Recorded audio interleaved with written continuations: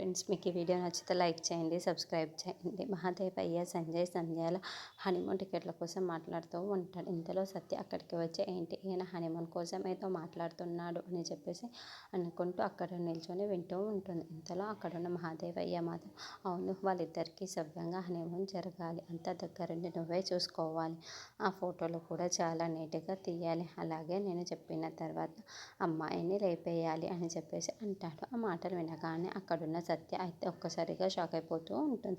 ఏంటి అక్కడ ప్లాన్ చేశాడా, చెల్లిని చంపేస్తారా అని చెప్పేసి అనుకుంటూ ఉంటుంది.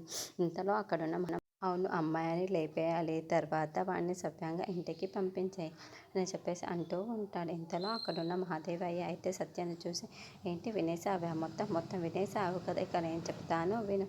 ఇప్పుడు నేను చెప్పినట్లుగా నువ్వు తల ఊపితే చాలు, లేదంటే మీ చెల్లెని పైకే లేపేస్తాను అని చెప్పేసి అంటూ ఉంటాడు.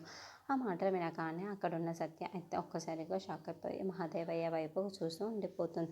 ఇంతలో అక్కడున్న మహాదేవయ్య మాత్రం నువ్వే గుర్తుపెట్టుకో, నీ చెల్లెని నువ్వు బ్రతికించుకుంటావో లేదంటే చెప్పుకుంటావు, అది నీ ఇష్టం, నీ చేతుల్లోనే వదిలేసాను. నువ్వు కానీ నేను చెప్పినట్టు వినకపోతే మాత్రం నీ చెల్లి ఫోటోకి దండ పడాల్సిందే అని చెప్పేసి అంటూ ఉంటాడు. ఆ మాటలు వినగానే అక్కడున్న సత్య అయితే చాలా కంగారు పడిపోతూ భయపడిపోతూ ఇప్పుడు ఏం చెయ్యాలా అని చెప్పేసి ఆలోచిస్తూ ఉంటుంది.